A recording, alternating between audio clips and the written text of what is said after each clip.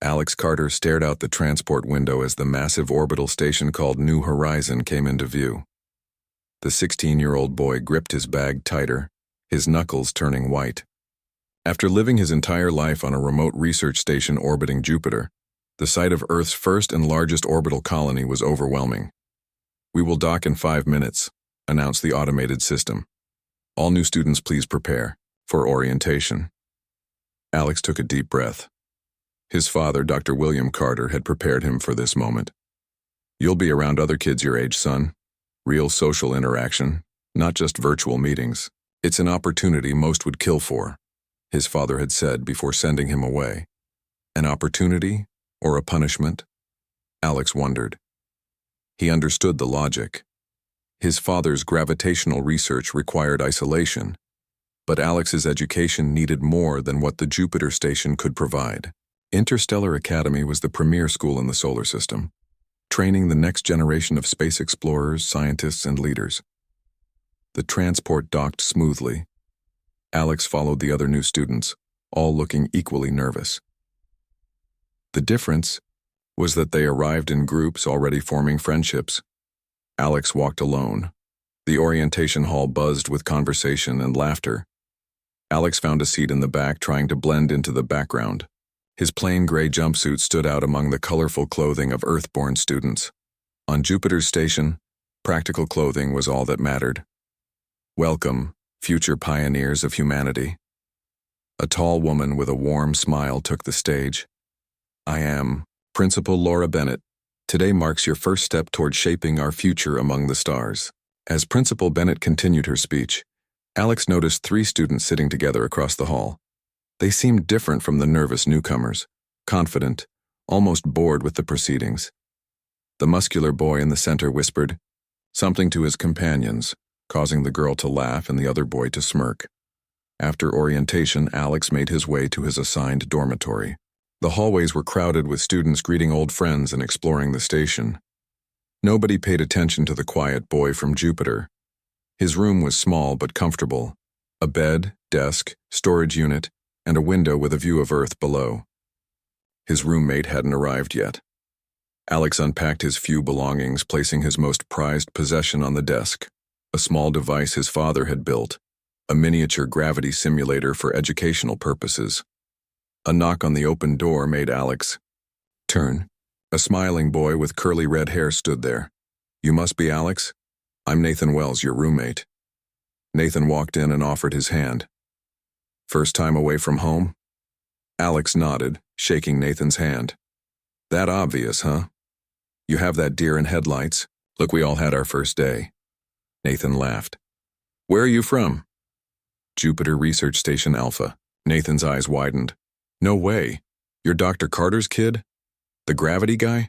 That's amazing." Before Alex could respond, voices in the hallway grew louder. Nathan's smile faded.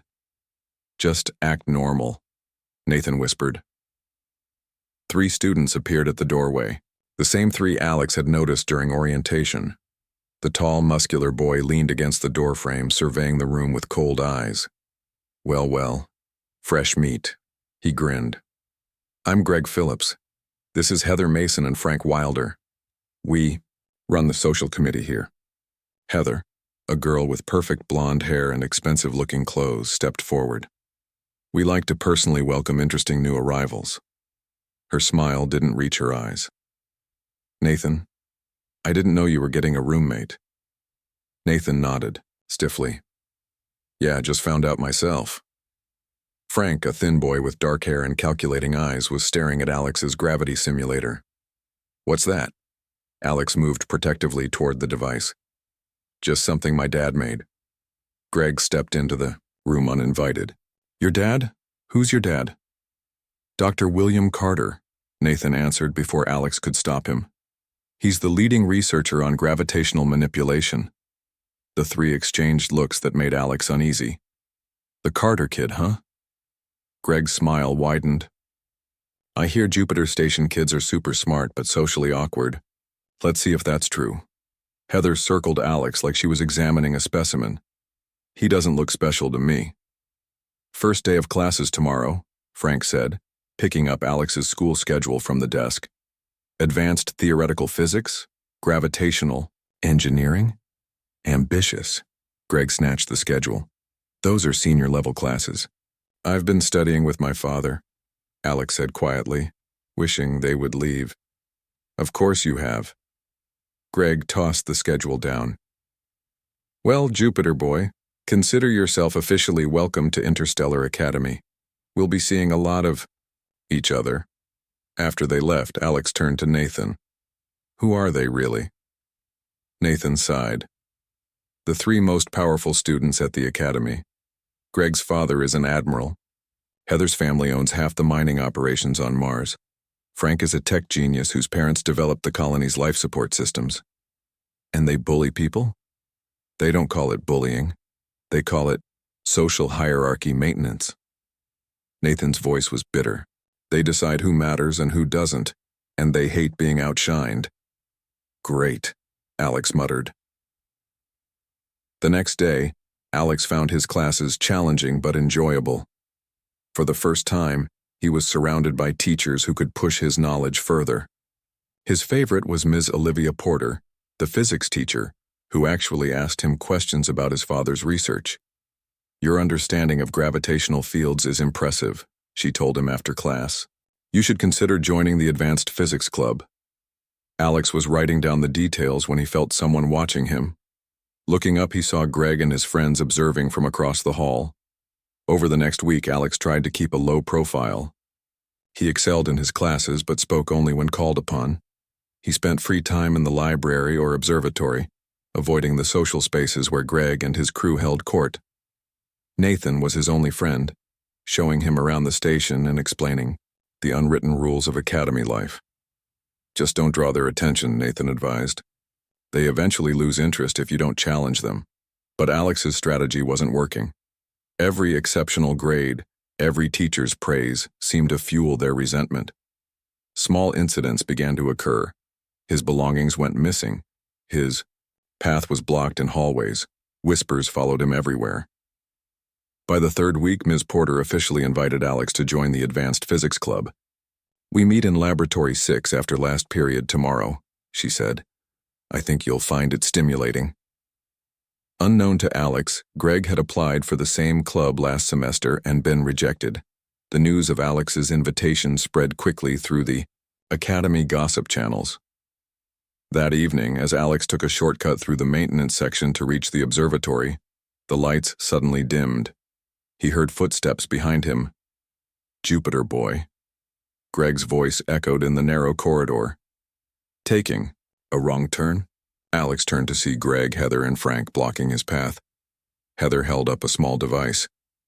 Privacy protocol activated, she announced with a cold smile. No surveillance, no communication. Just us. Alex backed away slowly. I don't want trouble. Trouble found you the moment you thought you were better than everyone else, Greg said, stepping forward. Frank held up another device that Alex recognized immediately, a prototype gravity manipulator from the engineering lab. Let's test how well Jupiter boy understands gravity, Frank said, adjusting the settings. Alex felt the air grow heavy around him. His body suddenly weighed twice as much, then 3 times. He collapsed to his knees, struggling to breathe as the artificial gravity crushed down on him. The last thing he saw before losing consciousness was Heather recording everything with a cruel smile on her face. Alex woke up to a gentle tapping on his face. His entire body screamed with pain. Every breath felt like fire in his lungs. He tried to move and immediately regretted it. Easy there, kid. Don't try to get up yet. Alex's vision cleared slowly. An older man with gray hair and kind eyes knelt beside him. The man wore a maintenance uniform with the name Carl stitched on it. What happened? Alex whispered. Found you here about 20 minutes ago. Someone did a number on you. Carl's eyes narrowed. Let me guess. Greg Phillips and his friends? Alex tried to nod but winced instead. Those 3 have been trouble since day 1. Carl checked the corridor. Look, we need to get you to medical, but there's something you should know. The privacy protocols are still active. That means they used an override code to shut down surveillance. If we report this through official channels, they'll know who did it, but they'll also delete the evidence. They recorded it, Alex managed to say. Carl's face darkened. Blackmail material. Typical. He thought for a moment. I know another way to the medical bay. A maintenance route. The doctors there owe me a favor. They can treat you without filing a report until you decide what to do. With excruciating effort and Carl's help, Alex made it through a series of narrow maintenance tunnels. Every step was agony. By the time they reached a hidden entrance to the medical bay, Alex was barely conscious. Dr. Lin, Carl called softly. Need your help. Off the books. A middle-aged woman appeared from an office, eyes widening when she saw Alex. Bring him in. Quick. Alex remembered little of the next few hours. He drifted in and out of consciousness, as Dr. Lin used advanced medical technology to treat him. He caught fragments of conversation. 3 fractured ribs and internal bleeding, signs of extreme pressure trauma. Can you treat him without logging it? Carl, this is serious. He should be in the main medical center. You know what happens to kids who cross those 3. Please, Lin. When Alex fully awoke, he was lying on a medical bed in a small room. His body still hurt, but the sharp, unbearable pain had dulled to a persistent ache. Dr. Lin stood over him, checking readings on a handheld scanner. You're lucky, she said when she saw he was awake. Another hour and the internal bleeding would have been irreversible. What happened? Gravity manipulator, Alex whispered. They increased the gravity around me. Dr. Lin's face showed shock. That's attempted murder. Those devices are dangerous even in controlled settings. Carl entered the room carrying a tray with food. How's our patient? Stable. The nano treatments are repairing the cellular damage, but he needs at least 3 days of rest. He can stay in my quarters, Carl offered. It's private. No one will look for him there. Alex looked between them. Why are you helping me? Carl set the tray down. I worked with your father years ago, before you were born. We were on the Europa mission together. William Carter was the finest man I ever knew. Saved my life when our gravity shields failed. He smiled sadly. Besides, someone needs to stand up to those 3. You knew my father? Alex tried to sit up, ignoring the pain. Careful now, Dr. Lin warned, helping him. Yeah, I knew him. Brilliant man. When I saw your name on the new student roster, I figured I'd keep an eye on you. Carl's expression hardened. Never thought I'd find you half dead in a maintenance corridor. Over the next 3 days, Alex recovered in Carl's small but tidy quarters. The maintenance man brought him meals and school assignments, explaining that he'd told the administration Alex had a contagious virus and was quarantined. During that time, Alex learned more about his father than he had in 16 years. Carl shared stories of their adventures on Europa, showing Alex old photos of a younger William Carter. Your father wasn't just brilliant, he was brave, Carl said. When things went wrong, he never panicked. He analyzed the situation and found solutions no one else could see. On the 3rd night, as Alex felt his strength returning, he asked the question that had been burning in his mind. How did they get away with it? Greg, Heather, and Frank? Carl sighed. Their families have power. Greg's father donates millions to the academy. Heather's family supplies essential resources from their Mars operations. Frank's parents designed half the station's systems. The administration looks the other way. So they just win? Alex's hands clenched into fists. Most kids either join their circle or stay out of their way. Carl studied Alex's face. But you're not going to do either, are you? Alex shook his head slowly. No, but I'm not going to fight them directly. That's what they expect. They're stronger. They have more friends, more resources. So what will you do? Alex thought about his father's approach to problems. I'll find another way, something they won't see coming. When Alex returned to classes the following week, he kept his head down. He ignored the smirks from Greg, the cold smile from Heather, and the calculating gaze from Frank. He participated less in class discussions and avoided the advanced physics club invitation, but his mind was working. Every night, Alex snuck out to meet Carl in an abandoned storage area they had converted into a workshop. Carl had access to discarded equipment and parts, which Alex used to create small devices based on his father's gravitational theories. "These won't hurt anyone," Alex explained as he worked. "They just create localized gravitational anomalies, tiny ones, almost undetectable." "What are you planning?" Carl asked. "They used gravity against me. It seems fair to return the favor." Alex held up a coin-sized disc. "This can make objects slightly heavier or lighter, or it can create small movements that no one can explain. Imagine strange things happening around you that no one else notices. Over time, it would make you question everything." Carl looked concerned. "Mind games? They tried to break my body. I'm going to break their confidence." Alex placed the disc in a small case with 2 others. "But first, I need information. I need to understand them better. Their routines, their secrets, their weaknesses." Carl hesitated, then nodded. "I have access to the maintenance systems, including some surveillance the administration doesn't know about. It's for station security, but can you show me?" In a hidden maintenance hub, Carl revealed screens showing different areas of the station. "These are backup systems, in case the main surveillance gets compromised. Few people know they exist." For the next 2 weeks, Alex divided his time between classes, building his devices, and studying his targets. He learned their schedules, their habits, their hiding places. Most importantly, he discovered their secrets. Frank was stealing technology from the engineering lab and selling it to outsiders. Heather was collecting dirt on other students, blackmailing them for favors and information. Greg was taking performance enhancers banned by the athletic department. "They each have something to lose," Alex told Carl as they reviewed what they'd learned. "Now I just need the right moment to help them lose it." The plan was forming in Alex's mind. Not revenge, exactly, but justice. He wouldn't hurt them physically as they had hurt him. Instead, he would use their own actions against them, with just a little gravitational nudge. "Are you sure about this?" Carl asked. "Once you start, there's no going back."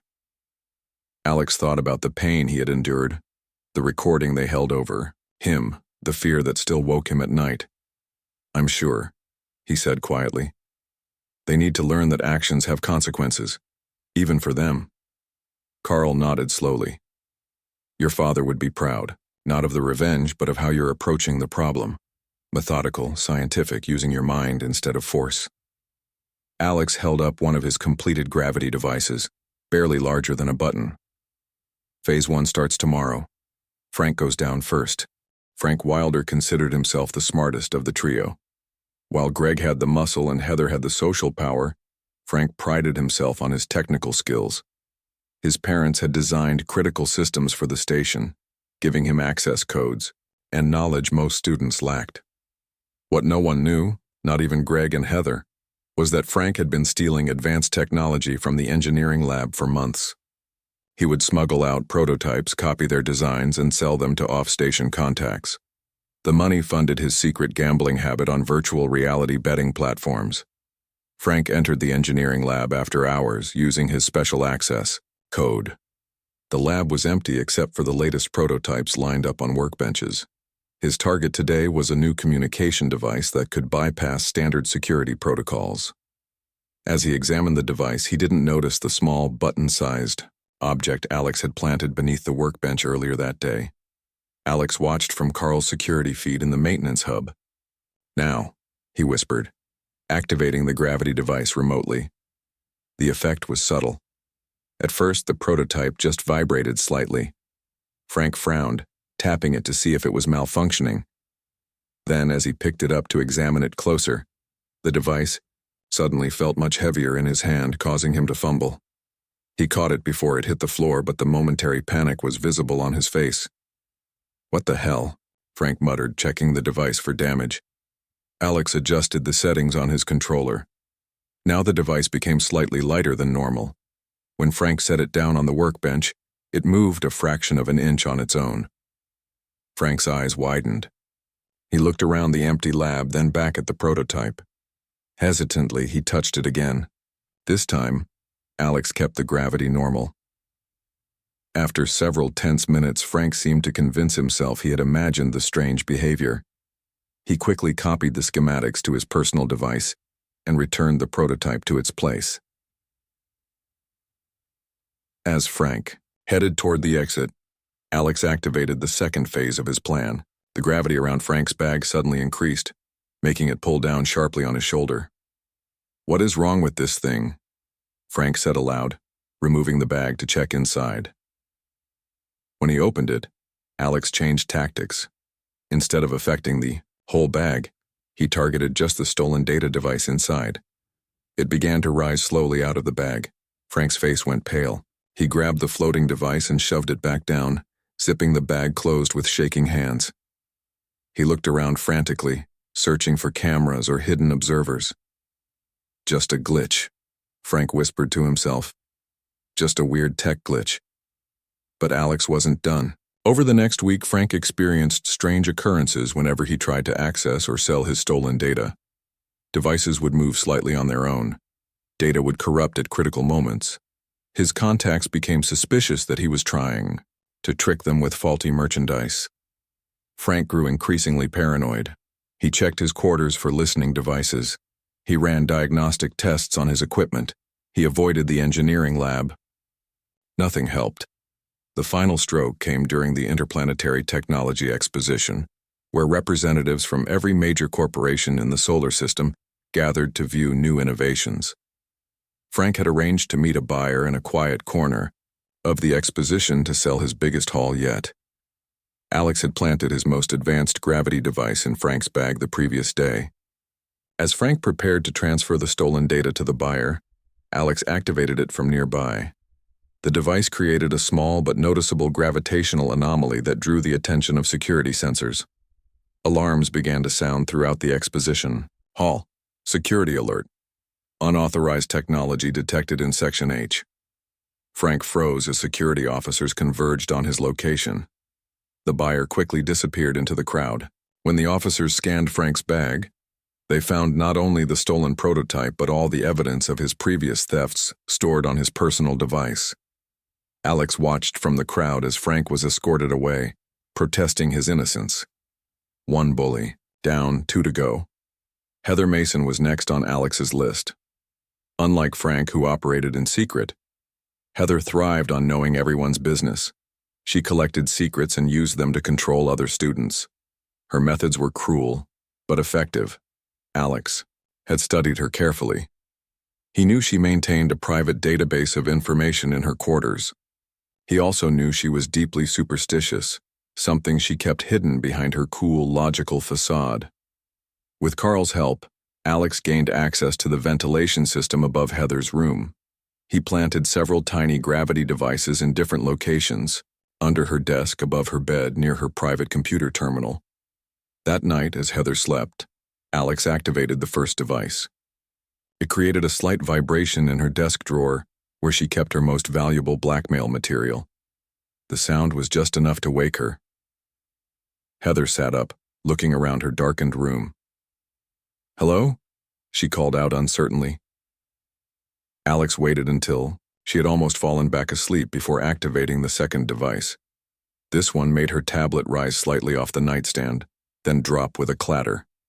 Heather jumped up, turning on the lights. She searched her room thoroughly but found nothing out of place. Still, she slept poorly the rest of the night. Over the next few days, Alex gradually increased the strange occurrences in Heather's quarters. Objects would move when she wasn't looking. Her carefully organized files would rearrange themselves. The gravity would shift unexpectedly, making her stumble or spill things. "Someone's messing with me," she told Greg after a week of the strange phenomena. "I think it's that maintenance guy, Carl. He's always around when weird things happen." Greg shrugged. "So what? Get some dirt on him and shut him up.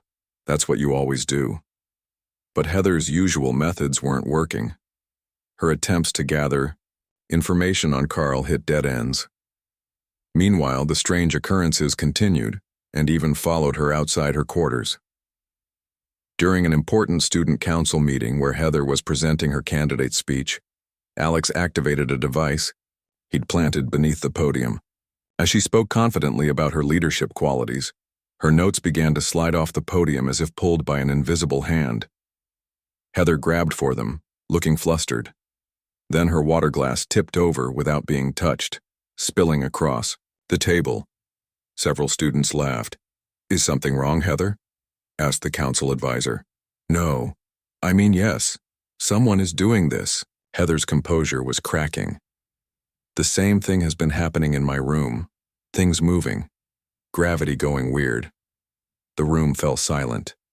Students exchanged concerned glances. "Perhaps you should visit the medical bay," the advisor suggested, gently. "I'm not crazy," Heather snapped. "I have proof. I have dirt on all of you. I know what you did last semester, Jordan, and I know about your fake test scores, Priya." Gasps and angry murmurs filled the room as Heather, panicking, began revealing the secrets she'd been using as leverage. By the time she realized what she was doing, it was too late. Her power, built on secrets and fear, collapsed in a single moment of lost control. Alex watched from the back of the room, his face expressionless. 2 down, 1 to go. The ringleader was next. That night, Alex met with Carl in their workshop. "Greg will be harder," Alex admitted. "He doesn't have secrets like the others. His power comes from his physical abilities and his family name." "Everyone has a weakness," Carl reminded him. "Even the mighty Greg Phillips." Alex nodded slowly, thinking. His weakness is his pride, especially his pride in being the star athlete. He picked up his latest gravity device. "And the championship game is next week." "Be careful, Alex," Carl warned. "Revenge can consume you if you let it." Alex looked down at the device in his hand. "This isn't just revenge anymore. It's justice. For me and everyone else they've hurt." But, as he said it, Alex wondered if he was crossing a line he couldn't uncross. Greg Phillips was not having a good week. First, Frank had been caught stealing technology and expelled. Then Heather had lost her mind during a student council meeting, revealing all her blackmail secrets and destroying her reputation. Now Greg was alone at the top of the social hierarchy, and he was getting nervous. "Something weird is going on," Greg told his remaining friends as they sat in the cafeteria. "First Frank, then Heather. It's like someone is picking us off. Maybe it's karma," suggested one of his friends. Greg glared at him. "There's no such thing as karma. There's just power and those too weak to use it." But despite his confident words, Greg felt uneasy. He had started looking over his shoulder in the corridors. He checked his food before eating. He even began to question whether the new kid, Alex, might have something to do with his friend's downfall. Alex had returned to his classes and kept to himself. The bruises from the assault had faded. To everyone else, it seemed like Alex had accepted his place. At the bottom of the social ladder, only Carl knew about the final stage of Alex's plan. "The 0G Rugby Championship is tomorrow," Alex said as he made adjustments to his most advanced gravity device. "Greg's whole identity is built around being the star player.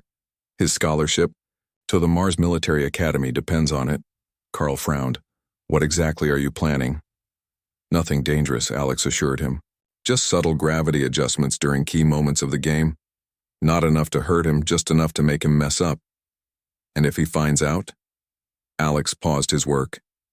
"He won't. That's the beauty of it. There will be no evidence, just like there was no evidence when they attacked me." The next day, the entire academy gathered for the championship game. 0G rugby was the most popular sport in the orbital colonies, played in a large spherical arena with artificially neutralized gravity. Players moved in 3 dimensions, passing a weighted ball while trying to score in floating goal spheres. Greg was the team captain and the best player the academy had seen in years. His aggressive style and natural ability in zero gravity had led the team to an undefeated season. Scouts from various military and space exploration programs would be watching today. Alex found a seat high up in the viewing area. The spot gave him a perfect view of the entire playing sphere, and was within range of his remote control. In his pocket, he carried the specialized gravity device he had spent weeks perfecting. As the teams entered the arena, Alex watched Greg floating confidently to the center position. The crowd cheered and Greg waved, soaking in the adoration. He locked eyes with Alex for a brief moment, then smirked and looked away dismissively. The game began, and at first, Alex did nothing. He let Greg play his normal game, scoring 2 quick points in the first period. Greg's confidence grew with each successful move. At the start of the second period, Alex activated his device. The effect was extremely subtle. As Greg reached for a pass, the gravity around the ball shifted slightly, making it move just a few centimeters from where it should have been. Greg's fingers closed on empty space, and the ball drifted to an opponent. Greg looked at his hand, in confusion. The crowd murmured at the unusual mistake from their star player. "Just a fluke," someone behind Alex said. "He never misses catches." For the next few minutes, Alex did nothing, letting Greg recover his confidence. Then, as Greg prepared for a complex scoring maneuver, Alex activated the device again. This time he altered the gravity around Greg's body, making him slightly heavier on one side. The imbalance was tiny, but in zero gravity, it was enough to throw off Greg's perfect spin. Instead of scoring, he collided awkwardly with a defender. The referee called a foul on Greg. He protested angrily, insisting something had pulled him off course. Players often blame external factors when they make mistakes. The commentator's voice echoed through the arena. But in 0G rugby, it's all about personal control. By the third period, Greg was visibly frustrated. His team was now behind by 3 points, and he had missed several easy plays. The scouts were taking notes, their expressions disappointed. Alex used the device sparingly, activating it only at critical moments when all eyes were on Greg. Each time, the effects were different but equally effective.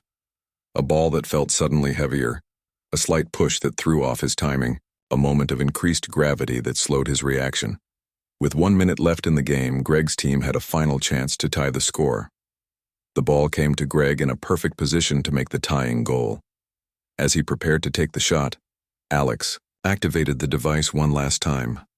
The gravity around Greg normalized completely. After playing with the subtle distortions for the entire game, the sudden return to normal conditions was just as disorienting. Greg overcompensated, putting too much force into the shot. The ball sailed far wide of the goal sphere. The crowd groaned. The final buzzer sounded. Greg's team had lost the championship. Greg floated in place, stunned by his failure. Then his face contorted with rage. He spun around, looking for someone to blame. His eyes found the referee floating nearby. "You!" Greg shouted, propelling himself toward the referee. "You did something to the gravity controls, Mr. Phillips." The referee backed away. "Control yourself." But Greg wasn't listening. He grabbed the referee by the front of his uniform. "Nobody makes a fool of me. Nobody!" Security officers quickly moved in, separating Greg from the referee. The entire arena watched in shocked silence as the star player was escorted out. Still shouting accusations about rigged gravity and sabotage, Alex slipped the device back into his pocket and left quietly while everyone's attention was focused on the commotion. The next day, news spread throughout the academy. Greg Phillips had been stripped of his captaincy, and his scholarship offer had been withdrawn. His family's influence had prevented expulsion, but his reputation was destroyed. "Did you hear what happened to Greg?" Nathan asked Alex as they ate breakfast. "First he choked in the championship, then he attacked a referee. Complete meltdown." Alex nodded. "I heard." "It's weird, isn't it?" Nathan continued. "First Frank gets caught stealing, then Heather has that breakdown at the council meeting, and now Greg loses it during the biggest game of his life. It's like the three of them are cursed or something. Or maybe it's just karma," Alex said quietly, echoing the words Greg had dismissed. Later that day, Alex met Carl in their workshop for the last time. He placed all his gravity devices on the workbench. "It's done," Alex said. "All three of them have faced the consequences of their actions." Carl studied Alex's face. How do you feel? Alex considered the question. The anger that had driven him these past weeks had faded, leaving a hollow feeling in its place. I thought I'd feel better, he admitted. Happier, or at least satisfied. But I just feel empty. Revenge is like that, Carl said. It takes more than it gives. Alex looked down at the devices he had created. His original purpose had been achieved, but something else had happened along the way. In his quest for justice, he had discovered a new application for his father's gravitational theories. What will you do now? Carl asked. I'm going to talk to Ms. Porter about joining the Advanced Physics Club after all, Alex said. I have some ideas I want to develop. For the first time since the assault, Alex felt like he was moving forward, rather than just getting even. The three bullies were no longer a threat, but their downfall wasn't bringing him the peace he had hoped for. That peace would have to come from somewhere else. A month had passed since the championship game. The academy had changed in ways both subtle and dramatic. Frank remained expelled, his family's influence unable to overcome the evidence of his technology theft. Heather still attended classes, but kept to herself, her social power completely destroyed after her public meltdown. Greg walked the halls like a ghost of his former self, avoided by former friends and watched carefully by teachers. Alex sat in the Advanced Physics Club meeting, listening to Ms. Porter explain a complex gravitational theory. He had joined the club 2 weeks ago, and already his contributions had impressed both the teacher and his fellow students. The practical applications of localized gravity manipulation remain largely theoretical, Ms. Porter was saying. The power requirements for portable devices make most applications impractical outside of laboratory settings. Alex thought about the small devices hidden in his room. He had not used them since Greg's downfall at the championship game. Part of him wanted to share his breakthrough with Ms. Porter, to show her how he had solved the power requirement problem. But that would mean explaining why he had created them, and he wasn't ready for that conversation. After the meeting, Ms. Porter asked Alex to stay behind. I have some news that might interest you, she said, her expression excited. The academy is getting a new director for the physics department next semester, someone with revolutionary ideas about gravitational manipulation. Alex nodded politely, waiting for her to continue. It's Dr. William Carter, Ms. Porter said, watching Alex's face carefully. Your father? Alex's heart seemed to skip a beat. My father coming here?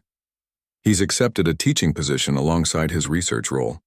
The board of directors has been trying to recruit him for years. Ms. Porter smiled.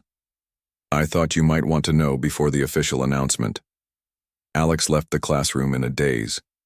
His father was coming to the academy, the same academy, where Alex had been assaulted, where he had engineered the downfall of 3 students. What would his father think if he knew? He was so lost in thought that he didn't notice Nathan until they nearly collided in the corridor. Whoa, watch where you're going, Space Cadet, Nathan joked. You look like you've seen a ghost. Sorry, just got some surprising news. Alex hesitated, then added, My father is coming to teach here next semester. Nathan's eyes widened. Dr. Carter? The gravity guy? That's amazing.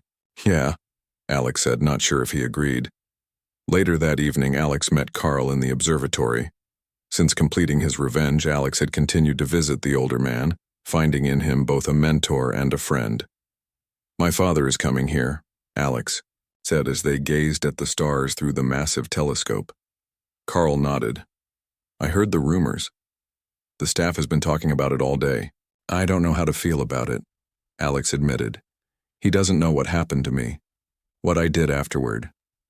Carl adjusted the telescope, bringing Jupiter into focus. Are you going to tell him? The question hung in the air between them. Alex stared at the giant planet where he had spent his childhood. From this distance, Jupiter looked peaceful, its swirling storms reduced to beautiful patterns of color. I don't know, Alex finally answered. Part of me wants to. Another part is afraid of what he'll think of me. Your father is a good man, Carl said. He values truth, and he loves you. Alex nodded, but doubt still clouded his thoughts. I also need to decide what to do with my gravity devices. They work, Carl. They work better than any current technology. They could be valuable. They could also be dangerous in the wrong hands, Carl pointed out, like many scientific breakthroughs. The conversation stayed with Alex over the next few days as he weighed his options. His devices represented both his greatest achievement and his darkest moment. They were proof of his intelligence, but also tools of his revenge. One afternoon, as Alex sat in the library working on physics equations, he felt someone watching him. Looking up, he was surprised to see Greg Phillips standing nearby, his once confident posture now hesitant and unsure. After a moment of tense silence, Greg approached Alex's table. "Can I talk to you?" he asked, his voice lacking its usual arrogance. Alex gestured to the empty chair across from him, hiding his surprise. Greg sat down, looking uncomfortable. "Something happened to me during that championship game," he said without preamble. "The gravity kept changing around me, subtle shifts that no one else could feel." Alex kept his expression neutral. "That sounds impossible." "I know how it sounds. That's why I lost control and attacked the referee." Greg ran a hand through his hair. "But I've played zero-G rugby all my life. I know how my body moves in that environment. Something was wrong." "Why are you telling me this?" Alex asked carefully. Greg met his eyes directly. "Because you're Dr. Carter's son, the gravity expert's kid, and strange things started happening right after." He trailed off. "After you and your friends assaulted me?" Alex finished for him. Greg looked down at the table.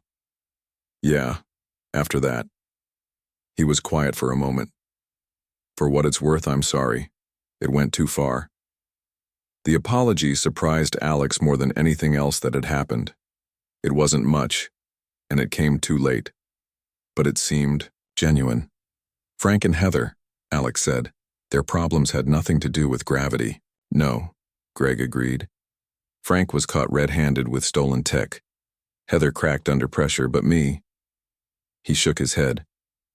"I still don't know what happened to me that day." Alex considered telling him the truth.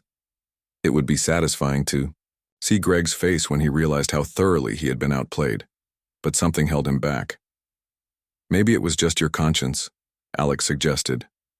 Greg looked confused. "What do you mean?" "Guilt can affect performance. Makes you doubt yourself. At critical moments, Greg seemed to consider this. "Maybe," he said, though he didn't sound convinced. "Anyway, I just wanted to say I'm sorry. For what it's worth." After Greg left, Alex sat thinking about the conversation. The revenge that had seemed so important a month ago now felt smaller, somehow. It hadn't fixed what happened to him. It hadn't made him happier. And now one of his tormentors had actually apologized. That evening, Alex made a decision. He gathered all his gravity devices and his research notes and took them to Ms. Porter's office. "I have something to show you," he said when she invited him in. "A project I've been working on." As he explained his devices and the principles behind them, leaving out their use in his revenge, he saw her expression change from interest to amazement. "Alex, this is revolutionary," she said, examining one of the devices. "The power efficiency alone is years ahead of current technology. This could change everything from space travel to medical treatments." "I want to develop it properly," Alex said, "with supervision and ethical guidelines." Ms. Porter smiled. "Your father is going to be very proud when he sees this." A week later, Alex stood in the docking bay, watching the transport ship arrive from Jupiter. His father would be on board, coming to start his new life at the academy. Carl stood beside him, a reassuring presence. "Have you decided what you'll tell him?" Alex nodded. "The truth. All of it." "That takes courage," Carl said. "I learned something from all this," Alex said as the ship's airlock began to cycle. "Using my knowledge to get revenge didn't bring me peace, but using it to create something good might." The airlock opened, and Dr. William Carter stepped through, his eyes immediately finding his son in the waiting crowd. Alex moved forward to meet his father, ready to share both his achievements and his mistakes. and to begin the next chapter of his life at the academy.